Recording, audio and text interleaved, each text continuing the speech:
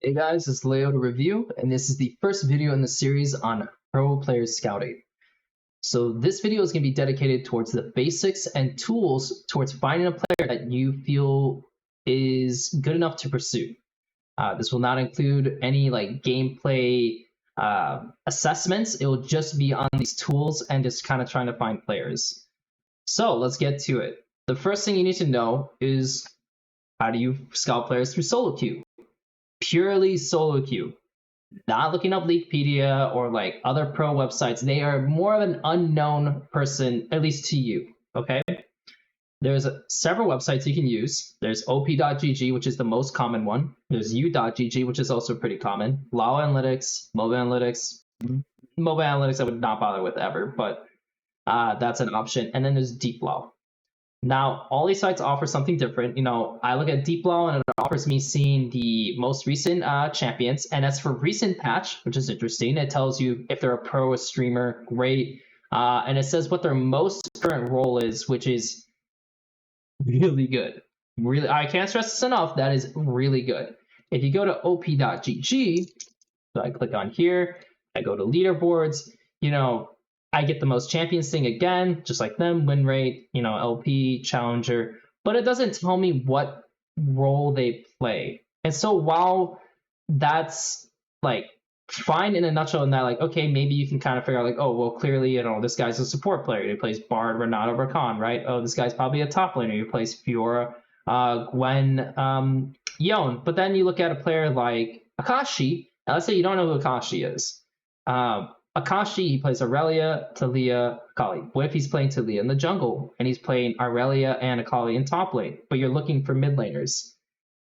That is going to be an issue. Like, you're going to just be wasting time looking through certain players and then realize, well, I'm wrong. And that's not good because in the end, this is a numbers game.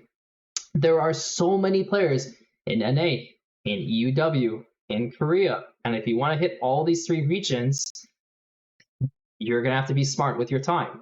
So this is not a great website long term, but it's the second best website. You have u.gg. Okay, you know, let's go to the leaderboards on this. I click on NA. Okay, so this doesn't even tell me the three most recent champions or most played champions they played. This gives me the win rate, LP, and if they're challenger. And can I sort by their role? No, I cannot. This is terrible. You know, you go to Lao Analytics. You click on this. Okay, I'm going to, where's their leaderboard? I go to leaderboard. The same thing. You know, this is a global leaderboard. If I click on keep this relevant NA, it's just like u.gg.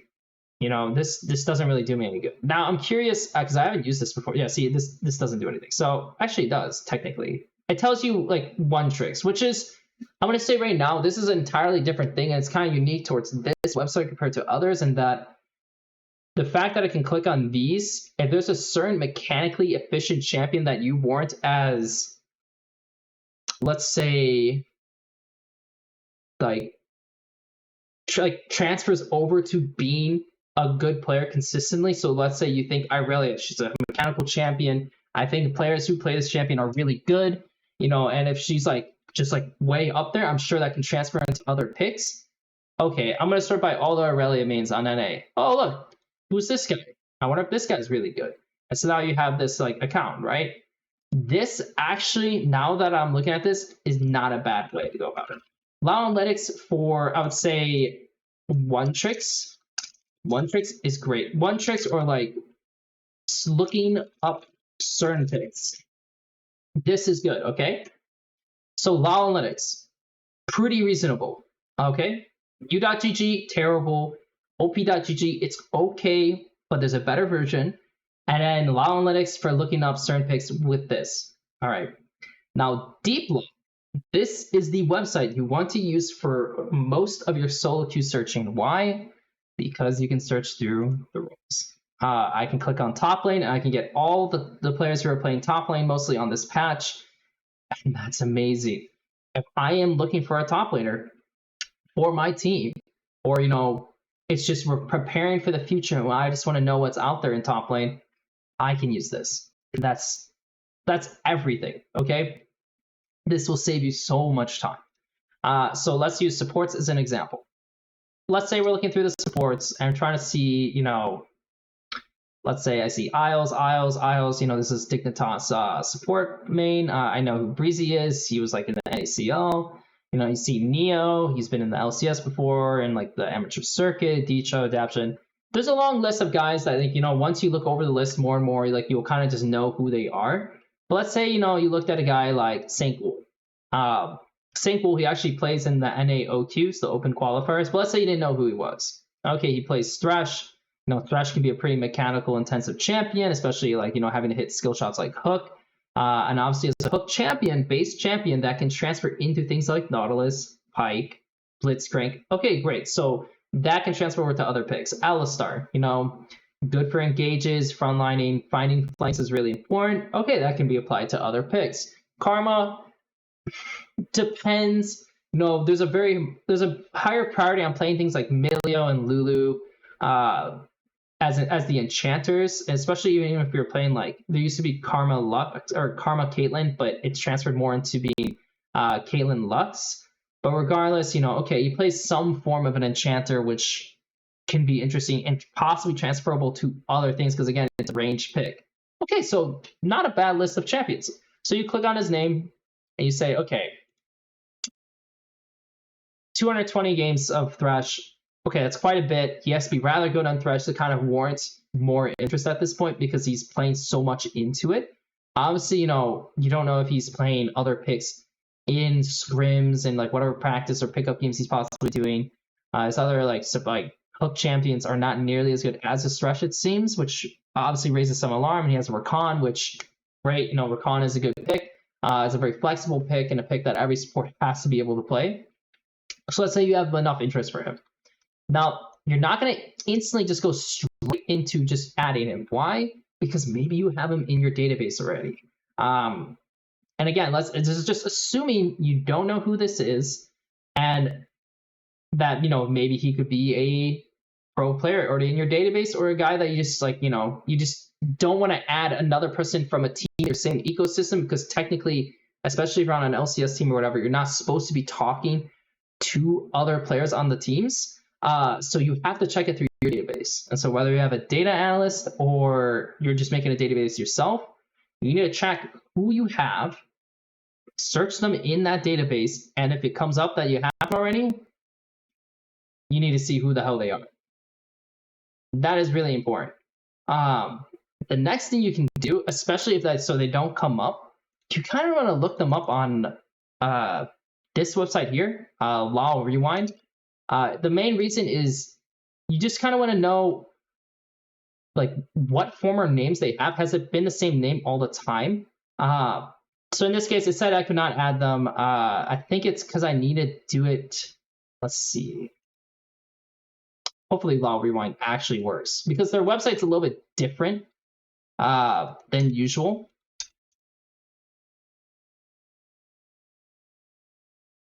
Okay, so they're going to add this account to the website, and it'll be done in 20 seconds.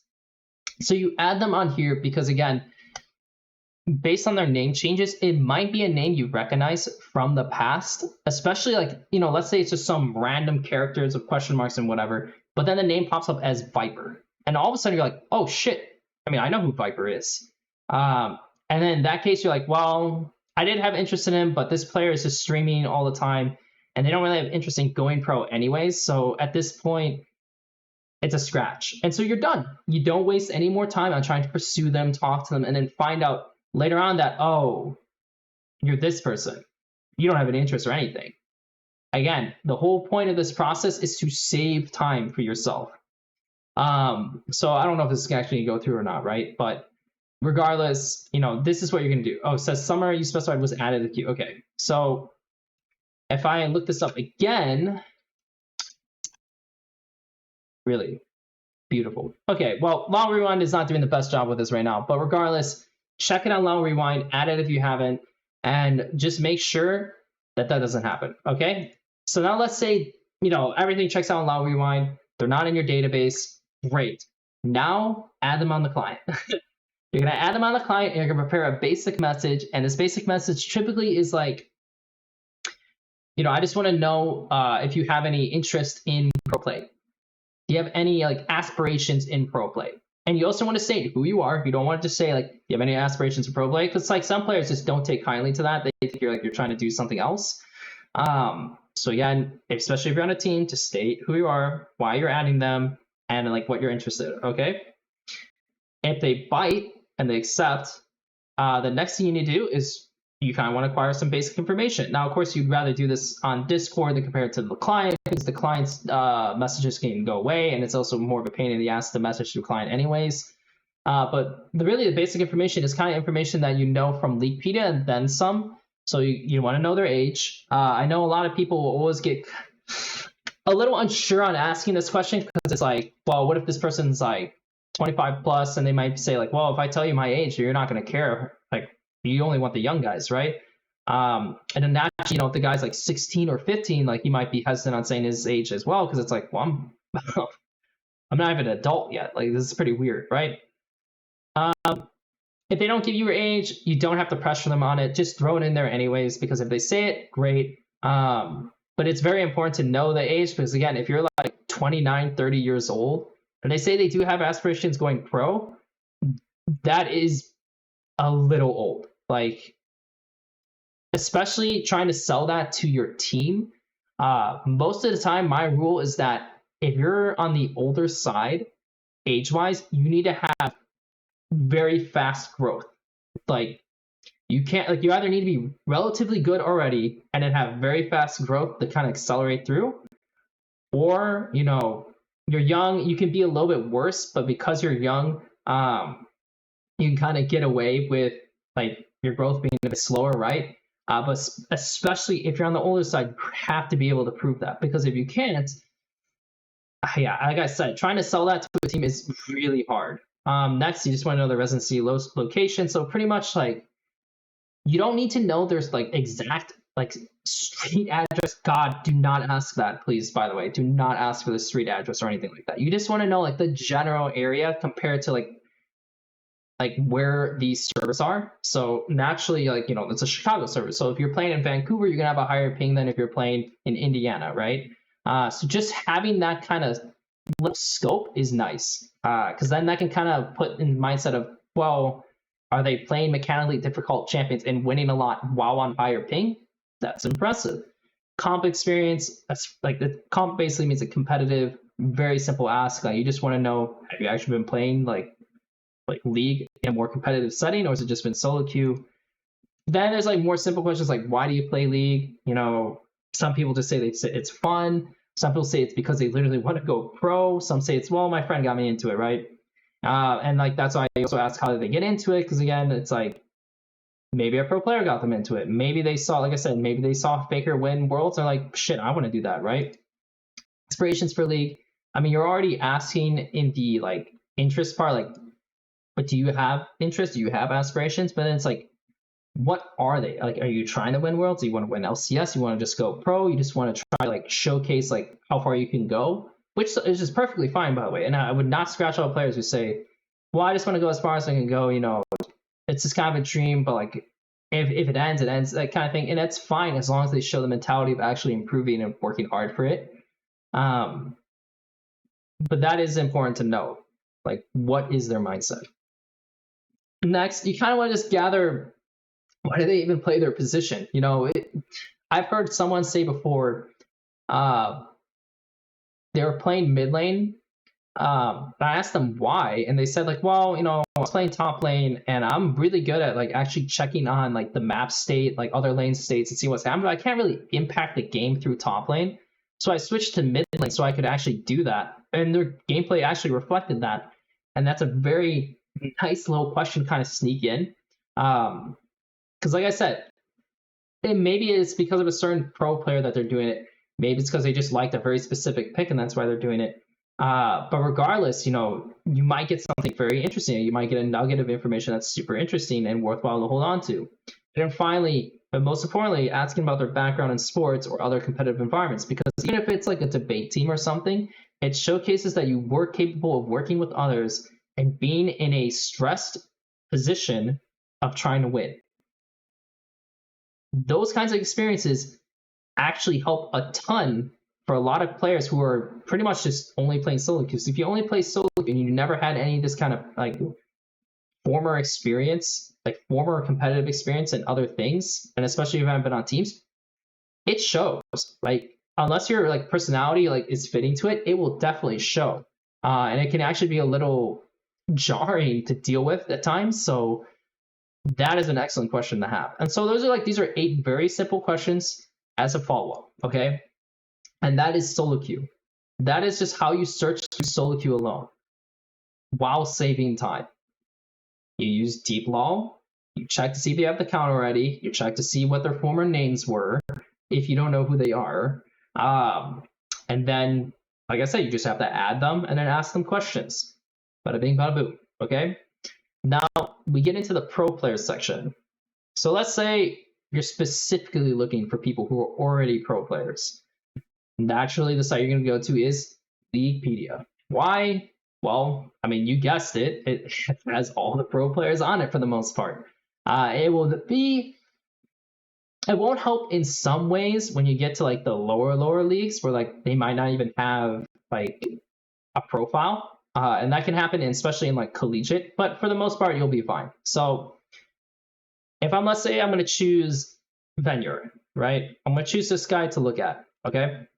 The first things you want to know, age and comp experience. Okay, these are really important. Like I said, with solo queue player, you're going to ask them for their age. And for the pro players, you just want to know what their age is, because if you're 26 and you've played for, I don't know, like 10 teams for like 8 years at this point, you're a veteran, right? You've clearly been through it and everything. Most likely your ability to improve is not going to be as high as before unless you actually talked about their mindset. And then also, within your organization, you're going to be asking yourselves, well, what kind of player do we want in general? Do we want a guy who's like, do we want a young prospect? Do we want someone who's kind of already within their years and is going to be able to hold their own and show us what he can get already? That'll be important. So that's why you're looking at the age, right? 2, the comp experience. This one will actually affect your perception of age as well. So let's say you have a guy who's 23, but he has only 1 year of comp experience. Let's say he played on, I don't know. Let's say he played on Game Ward, LFL Tier 1 for 1 year. And he's 23. Okay, well, that's not too bad. Like, with only 1 year, he hasn't really been into the system too long. He hasn't built any bad habits yet, probably. And he's still like on that progression of like being able to like mold and transform. And that is very interesting. And that's where you might not count down his age at 23. And of course, 23 is not even that old. Just to say that right now, 23 is not even that old. But how teams think, I'm just going to say it right now, how teams think, they can be a little particular on that category, which is annoying. So like if you wanted to look at, let's say, like I have another good example here. So let's say we have Yike, right? So Yike, he's 23, right? If you look at his team experience, he's been playing since 2019, and it's kind of like on and off, like various teams. I would say he has probably a good 3 years in here of like playing before G2, which is like moderate. That's decent. So he started around like, when he's 20 years old, 3 years, which is again, perfectly fine. So, okay, not too many years of experience. He learned the ropes. If you look at his like tournament results, and we'll click here just to see more. So we'll skip before LEC, right? So like if you look in the beginning, you're like, okay, he won here. Nordic champions like didn't qualify. Oh, look, he won the Sweden playoffs here. Go up further, PG Nationals, third, fourth. I look at his teammates like Twist. I can't say his name that well. Most of these guys I don't really know these guys, to be honest. I know this guy though. So his teammates seem like fine, right? Like no one's like seems actively amazing per se. And if that's the case, this is why I put down, so like when I say check match history, check recent match history, and also deep check and whatever, specifically here, the roster strength, the league strength, the placement and years spent, roster strength will matter greatly, because if you have a shitty roster and you so happen to do well, it might be a big indicator that you are the carry, like you brought them to that situation. The league strength, this will matter as well. You know, LFL2, it's okay. There's nothing crazy about LFL2. Yeah, you definitely will see some real talent there, but that talent is not like, it's good, but it's not good enough in the whole team scope to be like warping at times. So it's like, it's okay, kind of like league strength. But as you can tell, like he was able to carry through with these players, and none of these players really made it through to other spots at this point. So if again, that's a good indicator, right? That's a good indicator. And so he got picked up by a big time LFL team who saw that value in him. So that's a great sign. And he had Ragnar, who is probably one of the best weak side top laners. He has Aika, who played in LCS and an LEC briefly, and he's like a reasonable player. They have Exakick, who's like more of an up and coming ADC player, who at this point I think he had like 2 years under him. You had Doss, who people have conflicted things about his personality, but generally he's like not bad at all, right? And this is his first introduction to a tier 1 ERL. First year into a big time good strength league. Okay, he won. Got second in the biggest tournament. He won, and he got third, fourth again in the biggest tournament. And he went on with his same team. They got second in the Coupe de France. But in that first year, just the first year, and yeah, like his abilities from the LFL2 transferred into the LFL1, which got him that good team position. And then when he had a good team, guess what? They won. They didn't flounder or anything like that. They actually won when they had a good team, which is a great sign for him. So if you're a scout, and let's say you're looking at Yike, you're like, holy shit. Okay, first year into the ERL1, and he's already doing so well. I'm going to try him out. I'm going to check out to see how he is, just off that alone in some ways. I look at Venure. This guy was on Big for 5 months, then he was inactive, and then he was on UL for 1 year. Okay, so he was on a tier 1 ERL team. PRM, like the German league, is like, okay, it's fine. It's not as good as the LFL. You don't get as many big time players in there, but I know specifically for his year in UL this past year, it definitely was a lot better. It's basically the PRM league, the German league, is going to be worse in 2024 compared to now. And a lot of those players that are like the big time players in the 2023 league are going to move on to like some LFL teams or whatever. So about a year and a half, okay, a year and a half, and he's 21. That's interesting. Like that's already, it's like speaking to me like, so he doesn't have many years and he's already playing at ERL1. He didn't really play too much into the like lower leagues. Is that how that works? I click on results. It seems to be true. He got 6th and 4th place in the PRM league, and he had Kadoy, who's kind of like an up and coming, more known quantity as an ADC. So he had Pabu, he's like from Australia, he's like okay. So he had like a reasonable roster, and they got a reasonable placement. Okay, and then you look at this, and it's like you have Peach, who is fine. He ended up moving up to the LEC and actually did decent, and he's now still on the LEC. He has Mask, who is a good player. Funky and Lexiques, I don't know how to say it. They're like all right, like nothing to like say amazing about as a bot lane, but they're okay. So he has a good jungler and a good mid laner. They smashed, barely lost in the finals. 3rd, 2nd, down year. Okay, they had a down year in the summer, but they had a really good like spring. He's 21 and he only has like this amount of years. So that's already like, holy shit. That's interesting. And so you might literally presume just off that and just say like, I just want to know what he's about. But you don't just jump straight into that yet, right? You want to check some other things. So I say like check socials. Let's skip this for now. Check recent match history. So you click on his match history, you look at this and you say, Okay, Cassante, Gwen, Fiora, Jax, Rumble, 10-1. Holy shit, 10-1. 8-1, like 11-0, 12-1. Like, you kind of just look at some of these score lines, see the wins and everything, and like you look at also like the playoffs. So, like, these are playoff games. You see how he did a playoff game, 6-2, 0-1, 2-2. It didn't even look like he did that bad in the playoff games, and yet they lost. So you might click on the VODs if it has a VOD. I know where to find it, but maybe you click on the VOD link and you just see that for out of curiosity, right? And then so the games you pull, by the way, when you pull these VODs from like the selection, make sure you choose both games that where he like smashed, they won. So Gwen versus Ornn, like, I don't think that's too interesting. Like, I don't think that matchup is really that interesting. This could be interesting in a sense, like, oh, Fiora versus Cassante, or maybe you want to be like, oh, Jax versus Kennen, because this is like a hard matchup. Maybe you want to check out like a loss. So maybe you're like, okay, Fiora versus Gwen, how did he just go 0-3 and do nothing? Maybe he didn't do nothing. Maybe he did really well and his team just rolled over and died. And he's playing Fiora, so naturally nothing happened.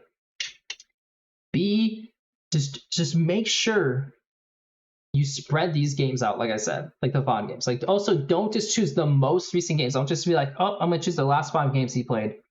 Do like 1 or 2 here. Do like 1 or 2 a little bit in the middle, 1 and 2 in the beginning. Get a feel for his like entire time frame, and that will do a ton, okay? Then you might also do a deeper check on like his match history. And so this is where you go down here, you open the query. Let's say you do 200. We have 200, you go down. That's now you can look at it as sort of like the older season. You're like, oh, here's the playoffs. Like, 04 is Jason to Gnar. What the hell happened there? Like 1-4 is Camille into Jace. I mean, did he get enough help? 7-2 is like Olaf versus, like, again, it's just, you're looking for playoff matches. You're looking to see like anything, like teams that you think are also good at the time. If you know that, like the roster is good at the time, and you're like, well, shit, I want to see him versus Carlson. I want to see him versus JNX. Like, you choose very specific teams sometimes just because you know those players are naturally better, so you want to see him against the better players. This is how you go about choosing your VODs. Next, there's socials. And the main point of checking socials is like for a few things. So like he has like Twitch and Twitter, right? So like you might click on his Twitter, and then so your curiosity is, does he post a lot? Does he have a following? Like, to be honest, it actually does matter. Like, if you're selling a player to a team, you might say, oh shit, this guy, by the way, has like 30,000 followers on Twitter, and he actively gets a ton of marketing, and like he streams, like, and he's good. So like you're saying he's good and he has these other things. That's amazing, right? 2, he might have socials, especially if like he's posted on here or something like that. That's like YouTube, his Twitch, right? So like, he has a Twitch. Most players like this don't stream like at all. Obviously 3 years, right? Which sucks.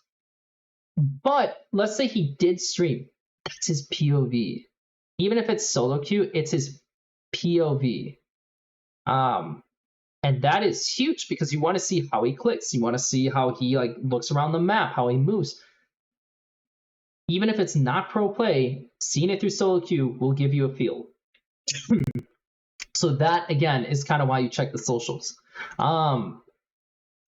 Next, so we have, like I said, we checked a Leaguepedia search, their age and comp experience, and then we have these things that we really want to look out for. We have their socials, we have their recent match history and their deep match history. And then you also want to check their goal.gg. This one, so this website, where is it? This website here, wow, that is not the name I want to put down. So this website here will give you a little bit more information compared to Leaguepedia, and you definitely need that when looking at a player. And so right now, like this says summer season 13, right? Whatever, like you can look at all their picks from that season, and you can do the same thing on Leaguepedia, but this is like a little bit easier. So if you look at it, he played a ton of Fiora and he smashed. And this is true because I've watched him, and he is a legit Fiora player, and it's very threatening. Okay, he plays Cassante, so he doesn't really play like any other tanks, as you can tell from this year. it's all the one tank who actually actively plays the outplay. Like it's the main carry tank. So already you're like, okay, he doesn't probably really play a lot of weak side like mainline tanks or anything. He plays a lot of bruisers, carries, and just kind of goes about that style. You look at like CS difference, like 2.8, gold difference, XP difference. It's like fine. It's not like a massive difference at all, right? He's not actually ahead at 15. Okay, one of the big points we look at is CS per minute. CS per minute basically tells you like how often do they put themselves in a position to farm and be relevant. And this will matter a lot with your core carries. Like if you're playing as an Aphelios player, like you better have 9+ CS per minute because you have to get those items to be relevant. If your CS per minute is like 7.5 as an Aphelios, something's wrong. And I'm going to take note of it very quickly. Kill participation, this can help you tell if the person's like actively side laning a lot. Are they kind of being involved too much in plays? And obviously, if the Pixie's playing, naturally it makes sense that his kill participation is not like that high in the end. You're also gonna look for like here, what do I got? Damage per minute. I mean, like this is fine. Like damage per minute can at least tell you just like, does he contribute in like some relative amount in team fights, right? Like that's mostly what that's there for. First blood stuff doesn't really matter so much in my opinion. And the 15 stats are also not the most accurate and best stats to use to assess a player, but this is what they offer. So obviously if your data analyst can pull different stats, use those. But for a basic tool that anyone can use, gold.gg, you use this. And then vision score, this specifically can be interesting in terms of how they play as like a team member, because I know in the past I've seen some connection of having a high like vision score actually correlates towards like how you are as a team player. And the players I looked at that were doing it definitely were. So this is like not the most accurate thing, but the whole point of looking at these stats is to just paint a picture before like you dive into the player, right? Like you're just trying to paint a picture with Leaguepedia, with gold.gg, and then when you go into the game, how much of this like these stats are reflected in their actual play? Because maybe maybe his CS difference at 15 is this way because he's actively getting screwed over in the games, and then that's just why it is. That's why it is what it is. But it's like actually minus 2.8 is really good because in the end, like let's say he's pulling a lot of pressure, a lot of like looks by the enemy team, and he's getting out of it without dying, and he's only down 3. Amazing. That is a really good thing. Same thing could be for a jungler. Let's say your XP difference is really high. Maybe that just means your laners are really playing well as an independent team. Like he can just farm over and over again while no one dies on the map and everyone's doing the right thing. So naturally his stats look really bloated. And then versus another jungler might have really low experience difference, like lower than other people, but that's because he's actively making plays because his laners are just bad. Like they just need that help. Or maybe that's just their style. You have to take these things into context with the videos footage that you are going to watch. Okay. The next thing you need to do also is compare head to head on like where these players are. So this is the PRM league, right? We need a different one. Summer playoffs. Let's say this. So I click on top lane. This one, I kind of like looking at the season because there's more games, and of course there's more players. So naturally, you're gonna like, okay, who had the highest KDA? It was JNX. Okay, that's interesting. This guy had JNX. So this guy had 82% win rate. This guy has a 50% win rate team, and yet he has the second highest already. That's kind of interesting. So you might literally click on him, and just through going through this little like test on trying to find the guy that you were interested in initially, this might lead you into looking into another player. Average kills, he's at the top. Oh shit, that's interesting. So he gets the most kills in the game. So does this guy, but who the hell is this guy? This guy's a 16% win rate, and yet he's third. Again, might send you down the rabbit hole. Average deaths. Okay, he's fourth. Not the best, right? Like these guys, Carlson's 1.9 again. That seems interesting. Average assists, Vizicachi 6.6. Of course, he's a known quantity. You probably don't care as much, but still, that's interesting. Again, oh, he's 4th. So the guy that you were looking at initially, you might say, oh shit, who the hell is this guy, right? CS per minute, 9.2 Flamer. It's like, who the hell is Flamer? This guy's 11% win rate. So you might go, oh, well, maybe I'll look on this. Or, you know, what you can do technically is, oh, sorry, wrong thing. What you can do is you can just click on this. You can just click on his name. And then, ooh, do they have it? No, they don't. So sometimes they actually show the Leaguepedia link for this. So if they don't have it, whatever, you know, maybe you look up Flamer, right? Flamer, 25 years old. He's been playing a long time in the league. And so that'll make you think, push. Maybe I'm not interested in this guy because I'm looking for like a young prospect, right? But you still investigate it just to get an idea. So Flamer's the most. Where's Venyor? He is middle of the pack. Okay. Gold generated per minute. Oh shit. Well, that's weird. So he's getting less CS per minute than other players. Like even if you look at Flamer, he has 9.2, and he has more gold per minute. Is that just because he's winning more? And it probably is because like his team's getting more gold from turrets, right? You go further down, kill participation. Again, not everyone's like that high, so his number actually looks fine. It's like pretty normalized. Damage percentage. This one doesn't matter as much. Oh look, he's 2nd. Oh shit, that's interesting. Vision per minute. Oh, he's like further down. That's not as good, right? You go further away, you know, gold difference. Okay, it's still this JNX guy. Now Venue is further down. CSD, XP, and so on and so forth, right? Like, and then solo kills is actually particularly interesting just because you will find certain rare talent that actually actively gets solo kills, even though their team is like shitting the bed and everything. And so you might actually find a few rare, interesting players on this little stat alone, which I probably should put in here. But you see Carlson's like here, like Carlson's 2nd. So like I said, I was gonna have Venure from the beginning, but now I have interest in this guy, and so maybe I investigate this guy. So that's how you use gold.gg. And you can do this like a head-to-head to everyone, which is a little more obnoxious, I'll admit, because like if I find him all the way down here, let's say I do this based on, let's say I do it based on CS per minute or something like that. Or even let's say like average kills, and obviously, you know, some of this stuff is not going to be the best. So he's like at 3.3? I think it's the KDA though. So he's at 3.8, right? So if you look at 3.8 across the players who actually play games, you're like, wow, he's surprisingly high, actually. Like for the amount of kills he gets in these games, surprisingly high. And you're like, who the hell is Imperials? Like this guy's Greek. And maybe that leads you down another path. Like I said, this is how you navigate gold.gg.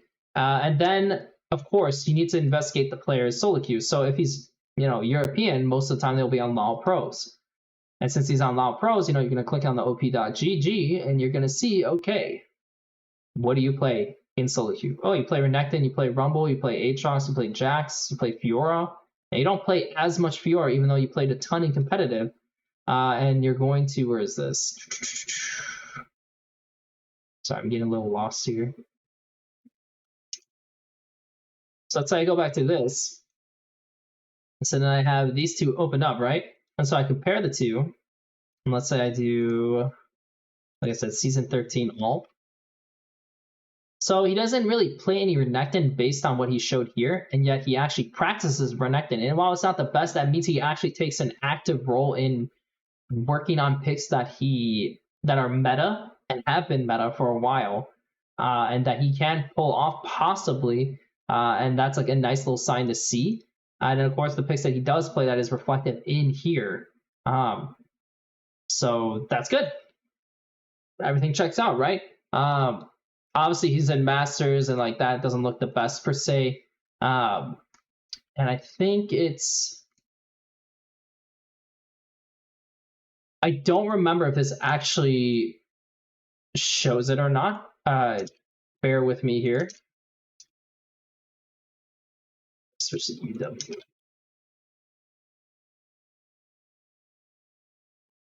So this here kind of gives you the last 30 days. It'd be better if I can have this a little bit further. I think mobile analytics can kind of do it, and I think u.gg even sometimes does it. Like if I look them up here, let's see. Because it's all about like navigating.